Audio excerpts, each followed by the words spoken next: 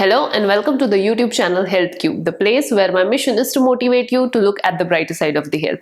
I'm your host, physiotherapist Meghna Dave, and in today's video, I'm going to talk to you about facial neuromuscular reeducation, a technique which is very popular and very effective in management of the sequelae of Bell's palsy.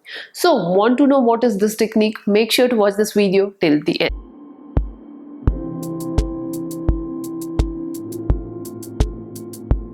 Asymmetry of face, muscle contracture, facial muscle weakness, and synkinesis. These are four most common sequelae of Bell's palsy that are difficult to manage. With facial neuromuscular reeducation, these four sequelae can be managed and the face can then gain the symmetry that is lost due to Bell's palsy, and also the person is able to regain or else to improve the functions and the quality of life that is lost due to Bell's palsy. So, how does this neuromuscular reeducation works?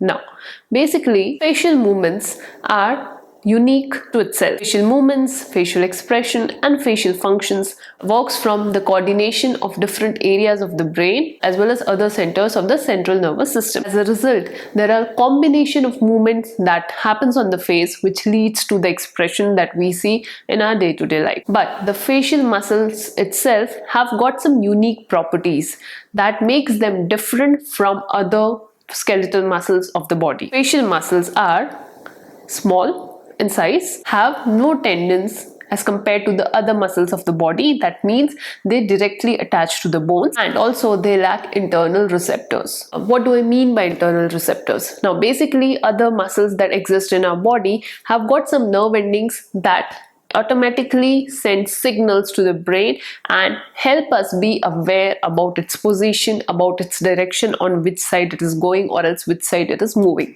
Now in facial muscles, these receptors are not present, due to which it becomes very difficult for the facial muscles to do automatic movement without awareness. There's always a requirement of feedback for the facial muscles to do the movements automatically.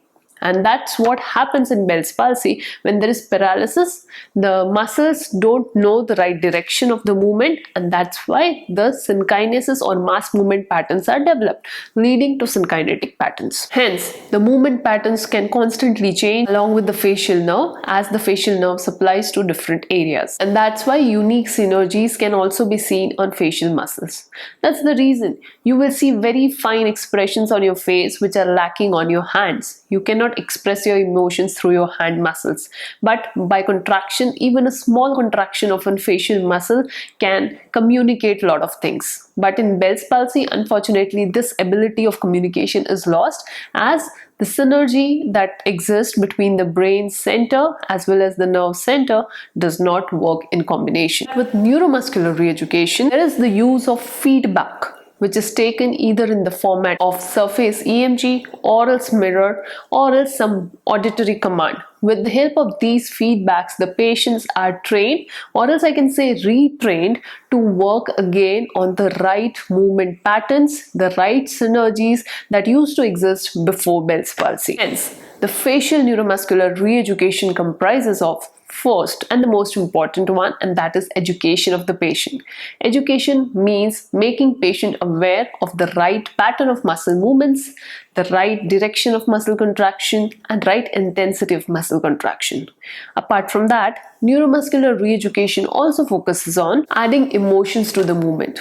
Now, when emotion is added, a different area of the brain is activated, which kind of guides or else give feedback to the nerve to move in certain direction, which actually if the nerve tries to do it by itself, it won't be possible. And thus, with this reflex movements, the muscles are trained to regain their normal movement patterns, as well as also the face is trained to regain the symmetry. Neuromuscular rehabilitation is a process that aims at facilitating the muscles that have lost its function, or else you can say have forgotten its function. And at the same time, the aim of neuromuscular reeducation is also to eliminate the unwanted movement that are developed as a part of habit, or else hyperexcitability, or else some wrong wiring or else miswiring of the nerve, which is also called as synkinesis. Hence, a neuromuscular reeducation is an effective tool to manage all the late complications of Bell's palsy. So how does this neuromuscular re-education works? So the process is very simple. When a person starts with neuromuscular re-education, what the therapist does is, first is the assessment of the patient, the most important part. It's very important to identify the pain points or is the areas where the problem exists. What are the wrong synergetic patterns that are highly active? Which is, for example, in synkinesis, many patients complain that their eyes are getting smaller when they smile, they chew, or they talk. At the same time, many patients also complain that when they're blinking, their mouth is moving. So these are some unwanted movement patterns. So in assessment, what is done is that there is a trial to identify the wrong movement pattern. At the same time, there is also assessment to identify the right movement patterns but which are weak.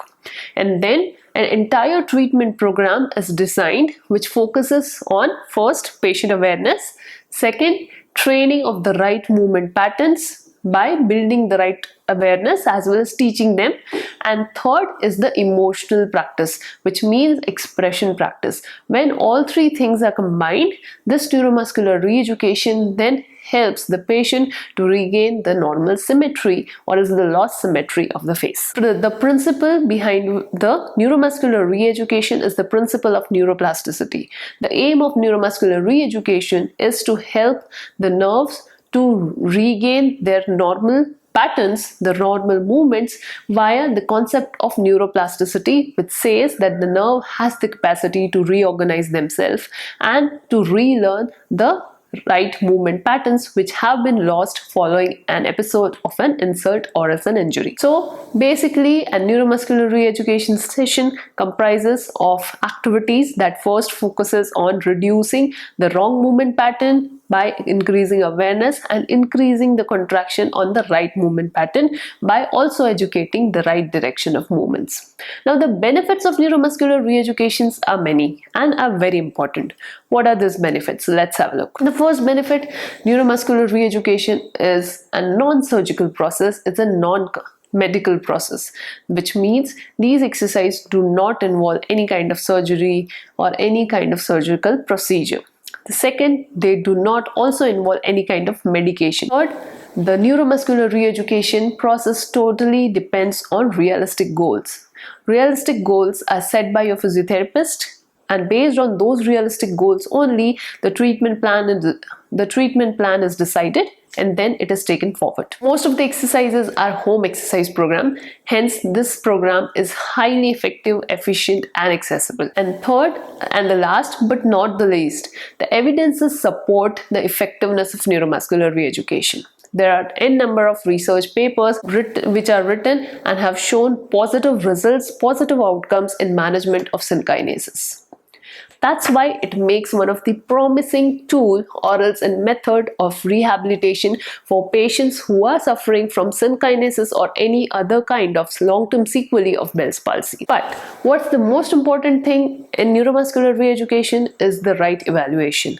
Hence, it's very important that proper professional help is taken to undergo this entire process of neuromuscular re-education to get best result as possible. Hence, I would highly recommend that if you are suffering from synkinesis or any kind of long-term sequelae of Bell's palsy, make sure to reach out to a physiotherapist who is experienced and knowledgeable in the field of neuromuscular re-education as well as management of Bell's palsy. I hope you found this information helpful. If yes, make sure to like, share and subscribe to Healthier channel. I'll see you in another video. Thank you.